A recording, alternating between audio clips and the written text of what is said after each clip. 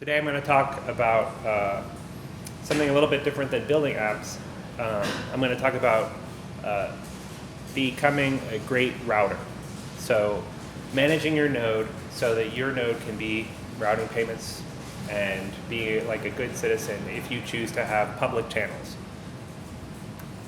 So basically, like the big message overall is, and I think I said this before, if you have public channels, you're kind of like waving to everybody, please use these channels to do routing. And if you don't want to do routing, you should set your channels to private, and then those could technically route, it's just that you're not waving to everybody, please use me for routing. So what do you want to do if you have public channels? So the first thing I think is the most critical for public channels is that you want to maintain high uptime. So, if somebody's on their wallet, on their mobile wallet, on their phone, they have this graph, this blob of people and connections, and they want to make a payment. And so how are they doing that? They don't know if you're online at the current moment, so they'll go and try different paths through the network. And so what's a common way that one of those paths could fail? It could be just that person closed his laptop and now his public channels are inaccessible.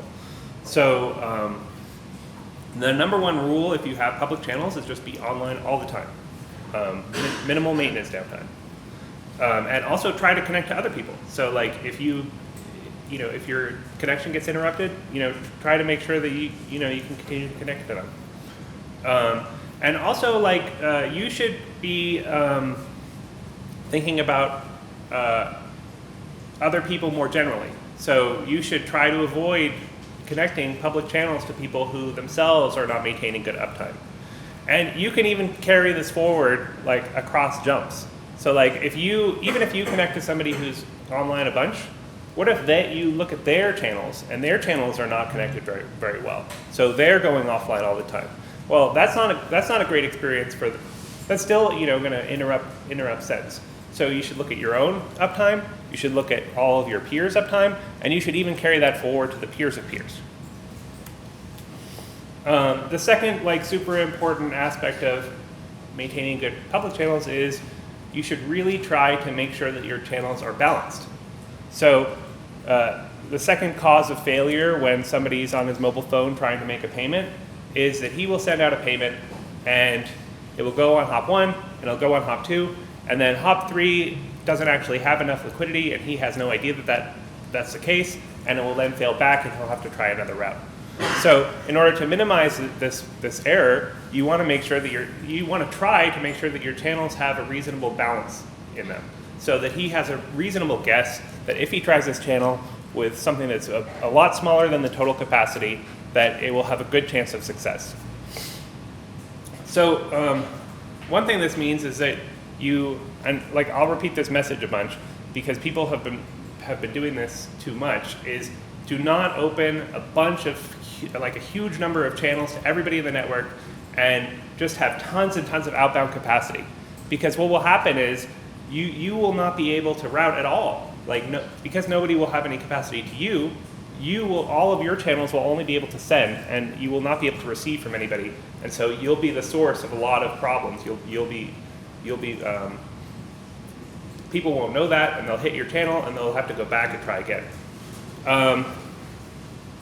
But on the other hand, I would also say, don't allow yourself to become, don't allow the reverse to happen. So one reason why we would like to reduce the amount of merchants who are accepting inbound channels is because we kind of see this problem happening where a merchant has so many inbound channels that he can't send out.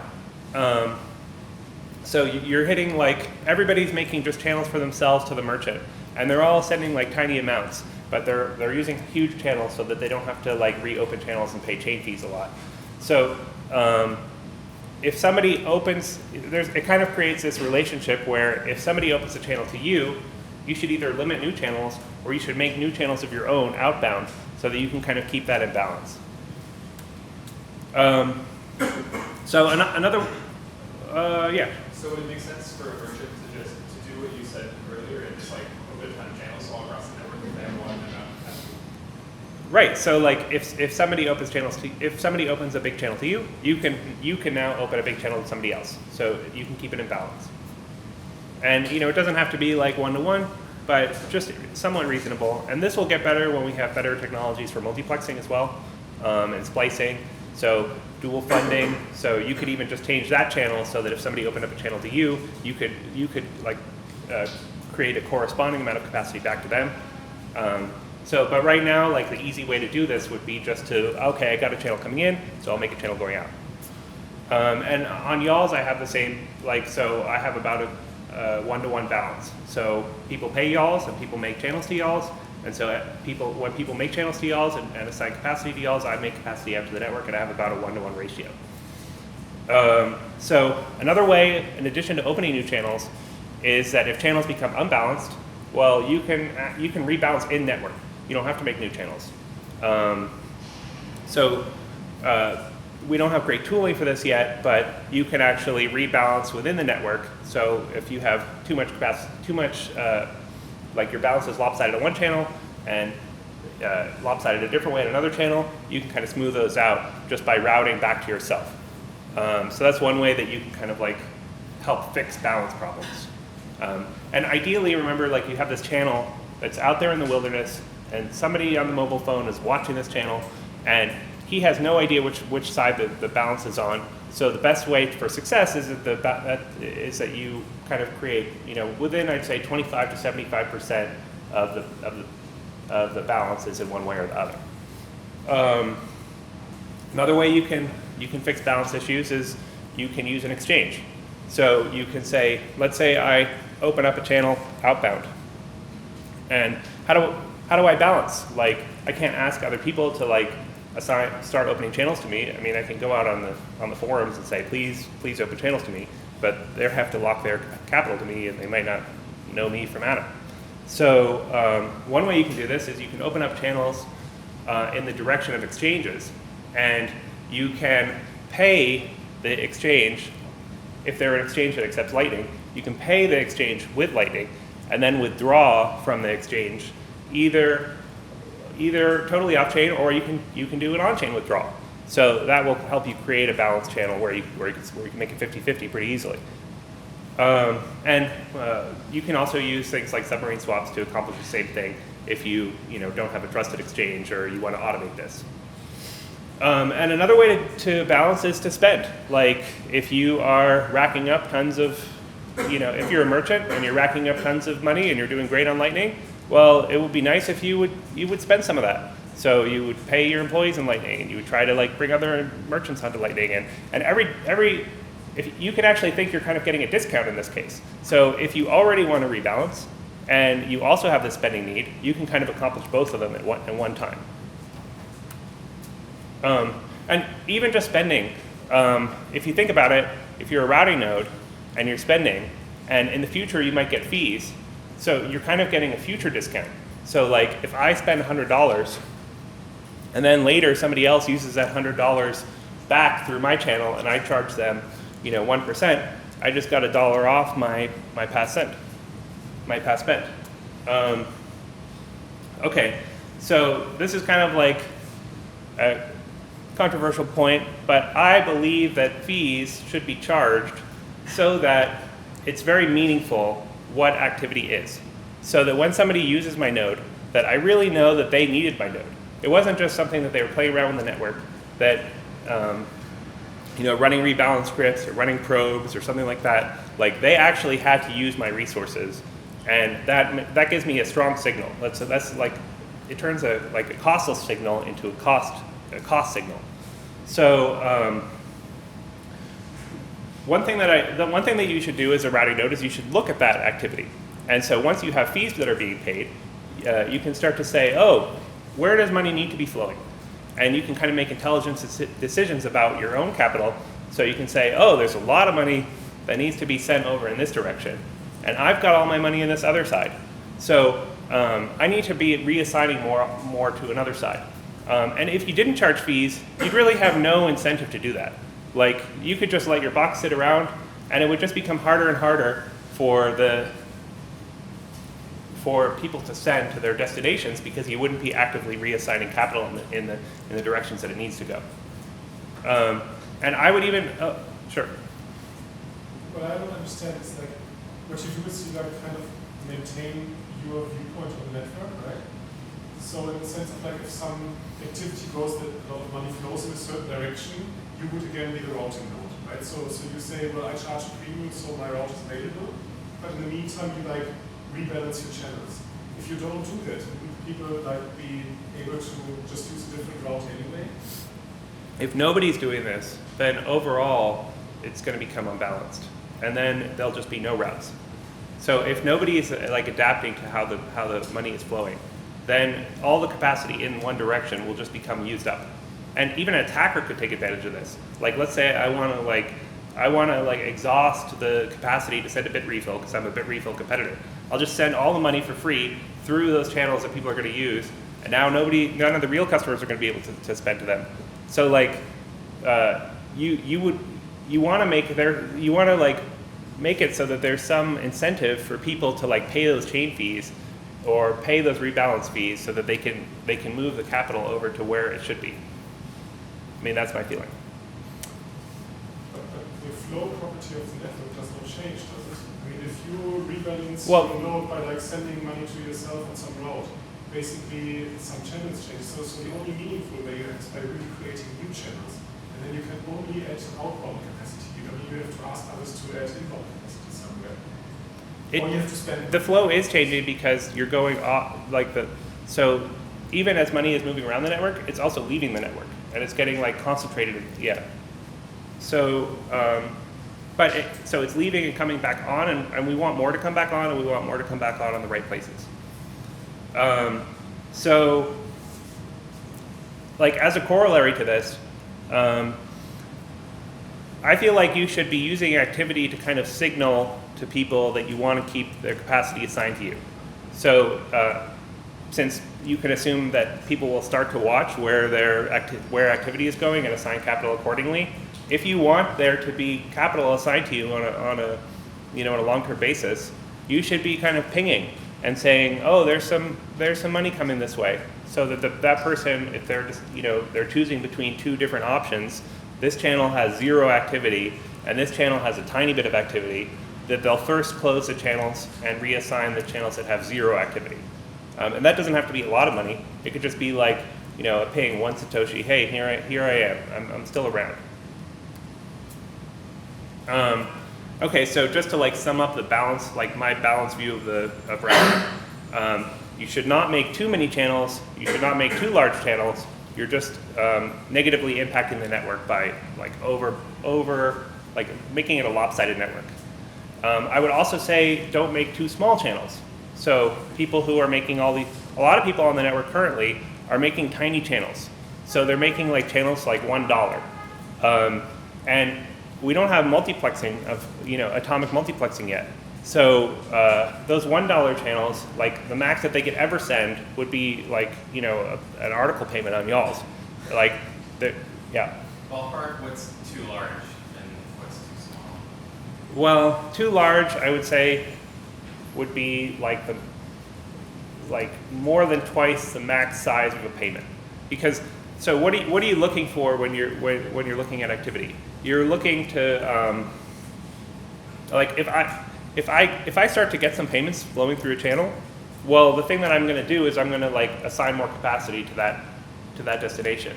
And if the channel is so large, it just gives me way too much time. I don't need that time, because there'll be just like tons and tons of signals that I should be assigning more capital there.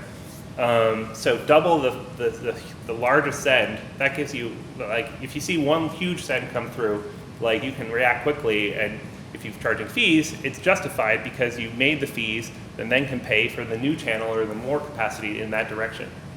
Sure. For the autopilot interpretation for C-Lightning, I made an estimation of how big the channel should be. And the way I'm doing this is I'm looking at the candidate node that I want to connect to, and I look at the average capacity they currently have. And that's basically the ballpark where I'm saying that should be the capacity I assign, because I assume that's pretty much the amount of payment that is. What's your opinion on that? problem is we don't know the balances. Yeah. Sure. So the, Yeah, I mean- so like I'm not a fan of the existing autopilot in LED because it uses this idea that if you have more channels, you're better, and so you can game this by just creating tons of channels, and then you'll attract even more channels. So like we need to think like the autopilot we have in LED is like a stub, and like we have the same problems of like how do we choose which are good channels. But I was not asking about autopilot. I was asking like the idea of looking at the average capacities. Like, would that be a good heuristic in your opinion, or would you rather look at something else? That's basically what I'm asking. Yeah, I mean, I would actually. So I'm working on this problem as well, and the thing that I would look more at is median size. So the is this channel like. So what we're trying to really figure out is like, is this channel like trying to do a good job of curating its channels, and like how, like, are they avoiding those two huge channels? Are they avoiding two small channels? Like, what's the general like attitude they have? Sure. Yeah. Do you think that channel management should be the responsibility of channel management? Should we put it on the application level or on core level? For example, as an exchange should work on channel management software or like a platform. I think there's kind of a combination of both. So, like, there should be some things, well, definitely there should be, like, automated software to take care of this.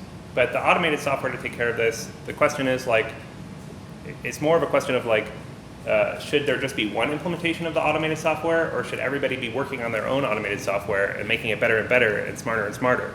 I think we can kind of have a mix of both. We can have some, let's say we had autopilots like for real with cars that are on the road. Like, should there just be one autopilot that drives all cars? And maybe autopilots should talk to each other on the road so that they can, work together.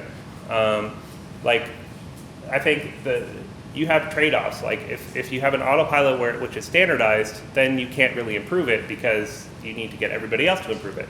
But if you don't have a standard, then it's harder to coordinate people. So, I mean, it's kind of a work in progress. Yeah. When I'm saying channel management, I mean on the autopilot, not from the perspective of user, but from the perspective of hub manager. No, but the hub manager should also have an autopilot. So maybe it can be called something else, but the hub manager should also be, because they should be following these guidelines. They should be like paying attention to activity. And like right now it's a manual process, but in the future this should be more and more automated, and maybe eventually completely automated because a machine can be paying attention to these signals far better than you could. So don't make too tiny channels, don't make too huge channels. If you see usage in a channel, assign more capacity that way, and if you don't see usage in a direction, reduce the capacity. Okay, so I think we do need to think about like, just like I was saying, is we should think about kind of like how we can coordinate between ourselves some kind of standard, some kind of policy for how we're making channels. And one thing I think we should avoid, and this also goes against what people say, is I don't think you should go to 1ML and just pick the top 10 channels, even though one of the top 10 channels is my own channel. Don't pick those channels and make channels for them, because we're creating just this huge mass of channels that are surrounding these top nodes that are just happen to be the top 10 results on 1ML. I'm not saying like this network has to be completely, every like egalitarian and you get your share of capacity, but what are, like, there's negatives to creating these central things that even impact you. Like if you tie up all of your funds with one node, and if a huge amount of the network is tied up all their funds with one node, and then that one node kind of goes down, or if that one node starts selling, information about routing to other people, well, that's not great. So, and even from a selfish perspective, if you are a routing node, there's no point to connecting to one of these 1ML nodes, because they're so well connected to everybody else, you'll never make fees on it, because there'll be always somebody who can undercut you. So you, like, as a routing node, you have a big incentive actually to spread your channels out to underserved parts of the network so that you can have a better chance of competing. And we can also like do some things at the policy level to say like, if I see a node out there and all of his channels are just to like the top 10, like we can just say as a policy level, like that guy shouldn't really have, he's not doing a good job at making public channels. So I'm not going to make any channels with him until he fixes his, until he starts to branch out his channels to more channels. And you even have an incentive for that. Okay, so another thing to think about at routing is that you are actually, once you're running a node, you're actually generating kind of a reputation for yourself as a routing node. And you can also start to get information about reputation of the other nodes. So one amazing tool we have is that we have this channel age. And it's even in the protocol we have a useful tool because channel IDs, short channel IDs, actually just encode the height of the funding transaction right in the ID. So very easily you can kind of like look at a channel and be like, how long has that channel been around? And you can kind of use that as a proxy for how good is this channel, because somebody out there is assigning capacity to this channel and he kept it open for a certain amount of time. And if people are charging fees, and if we have a healthy market for that, well, he's like, you can kind of make some assumptions, start to make some assumptions that hopefully this channel is, being useful. So age has so reputation is like closely tied to age, and we want to build up more and more age on the existing channel set, so that these channels, these relationships become firmer and firmer, and that will help routing because we'll be able to say like that route is great. Like those guys are uptime is great. They keep their balance balanced. But age also has like other advantages. Like if you have a channel with like tons and tons of confirmations, like you also don't have to worry about like reorgs as much. And even if we have like a monster reorg, it could like be a disaster level attack where people would say, oh, Bitcoin, if this ever happens, Bitcoin is dead. Well, you can go more to you can start to even rely on the social consensus over the proof of work. So the other thing to think about when you're running the routing node is that everything you do that other people can see is a signal that they can later track. Maybe they're not tracking it now, but they can start collecting that history of what are you doing. So if you try to do a good job in any way that's visible, you can start to build up this history and build up this reputation for yourself. That, oh, this guy has good uptime. Oh, this guy, keeps his channel balanced. I see few errors coming from his node. He's not connecting to all these weird nodes. So he's doing a good job. I'm making a bunch of money from him. So even if you don't necessarily go for any specific signal, there's an incentive just to do purely a good job. Sure. Do you have any comment on trust needed for, if for example I'm in new node and I need to get some reputation regarding uptime of other nodes? I mean, it's not something I can verify strictly by channel. Yeah, I mean, I think as a new node, actually by design, it will start to become more difficult to be chosen because you just won't have that history. So you'll have to just put in the time. So you'll have to kind of work your way up and develop a reputation because people don't know you, and people are making this free choice, right? They're like, where should I assign my capacity? Where should I assign my balance? And I mean, I guess the easy answer would go back to fees. So the people who have reputations, they can start to take advantage of that by increasing their fees. And the people who have no reputation, well, they kind of are forced to take a lower fee. So people then will make a choice like, oh, should I go for like the super steady, super reliable payments from the nodes that have been around forever? Or should I go for maybe the little bit more shaky nodes who have just been around for a month or so, but I'll give it a shot because he's charging basically no fees, or maybe negative fees. Okay, so another important thing to think about with this channels is that what you're basically doing is predicting the future, right? So that's what people are doing when they're routing. They're like predicting what's a path that's going to succeed in the future. I don't know. But you're also doing the same thing. You're like, what's a channel that's actually going to be useful in the future? And one easy tactic as a routing node is to think about just do it yourself. Think about the future. So this is actually one element that'll be difficult for an autopilot to ever do. Because like, let's say I hear about, oh, Bitrefill just created a new node because their old node is becoming unstable. Well, I have that, I think that Bitrefill is going to be, getting lots of payments through because I know Bitrefill is pretty cool. So I'll assign a bunch of capacity to Bitrefill and I'll get rewarded with fees. And this actually creates an interesting overall concept for the network where the information that helps you predict is also now directly monetizable.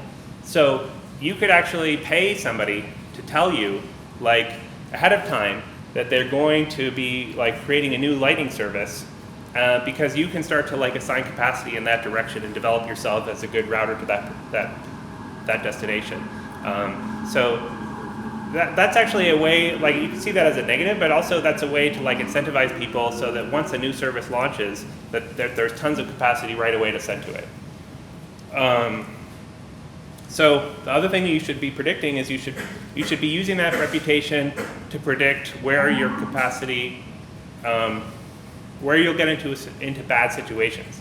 So one bad situation is the node will go offline and he'll lock up your capital and it'll be unusable because you need his cooperation in order to route through the network. So, and it will start to make you look bad.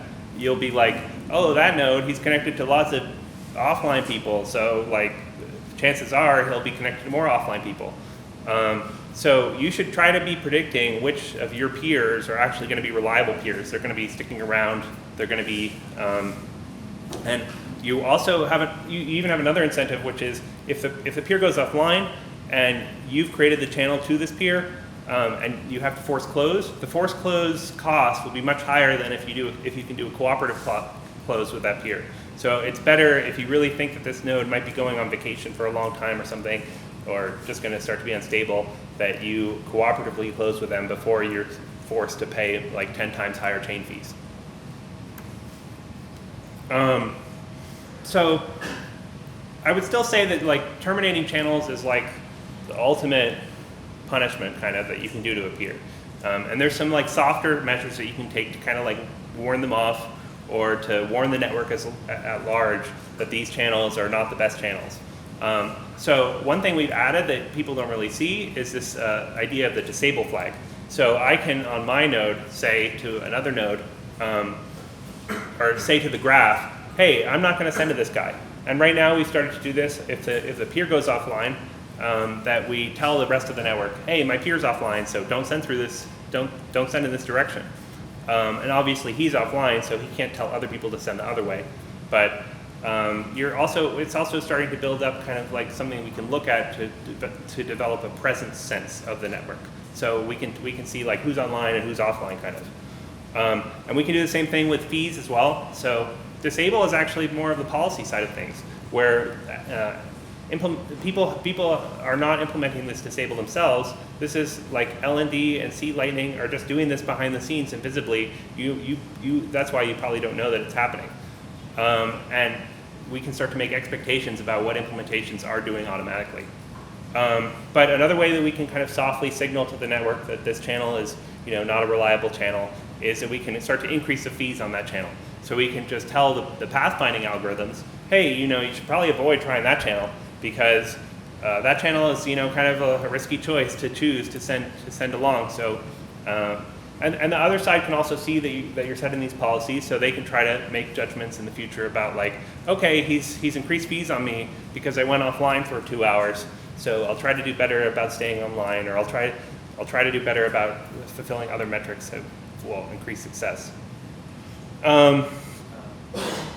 Do you think that in the future we will need some particular message, something like unreliable node, to notify other apps that should basically just install operations? Yeah, I mean, I'm gonna.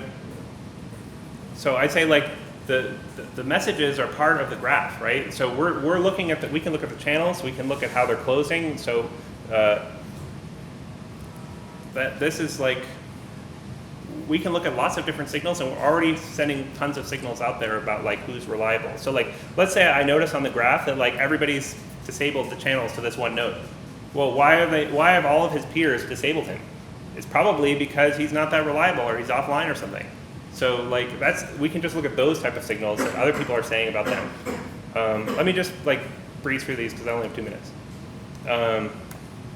Okay, so who should be the router? I think people who have existing needs for nodes, they're great routers because they already have like this, they're already paying that cost. So they can like do a better job of competing because they have that incentive already. It's kind of like if you have free electricity, maybe you should mine with it.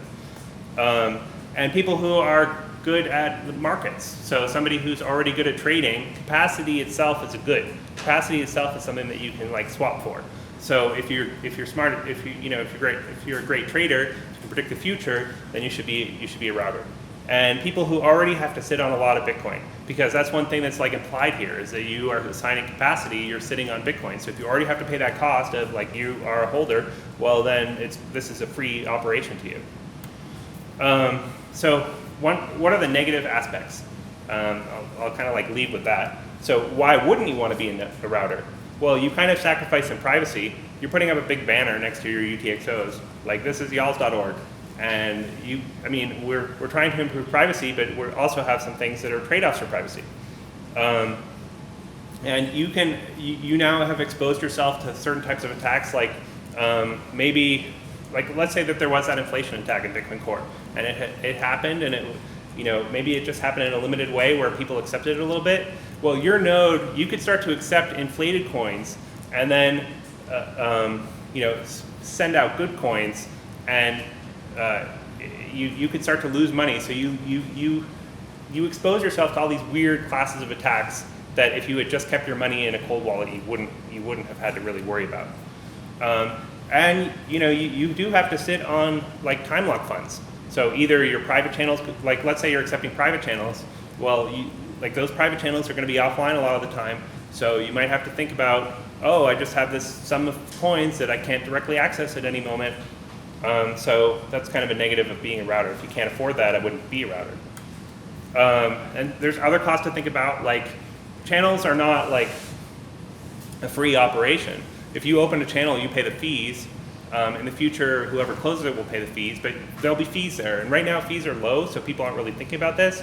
But if fees start to get to like $1 or $10, then you might really be upset that somebody deposited somebody paid me for yalls for like 5 cents, and then they closed a channel and they left me with something that I really I have no hope of claiming. And as a routing node, you also have the same thing that you got some routing fees, but you really can't get them. You have standard hot wallet risks. I mean, we're at LND. In LND, we're trying to like reduce that, but that's a real problem. Like somebody gets access to your machine, and they maybe can take all your money. And also, I think this is kind of a distracting thing. Like I spend way more time like trying to optimize my routing than it actually is justified in terms of the fees that I'm generating. Because I'm watching the routing all the time, I'm balancing my channels all the time. It's just like a fun thing to do. It's really interesting, and this money isn't coming from nowhere, right? This is somebody who's paying this, and it's not like boundless money. So that also means it will be limited money. There's just so much competition right now. Everybody's setting their fees at 0. So like we need to do a lot of work to build up this ecosystem before you really have a good justification to spend a lot of your time like improving your channels and becoming like a Mr. Amazing router. That's it.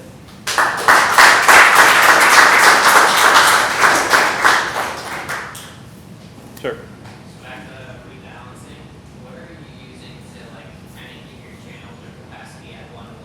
Whatever, is that like a more manual process, or do you have something slowly? It's actually been pretty organic. So people have opened channels to me, and I've opened channels outside, and I kind of take a look, there's other reasons why I wouldn't want to like add too much to a channel. Like I don't want to put too much at risk, right? So the more you're adding to a channel, the greater risk you're potentially taking on in a breach attack. So and LND will actually reflect this in the CSV time. So if you create and that creates more cost for you.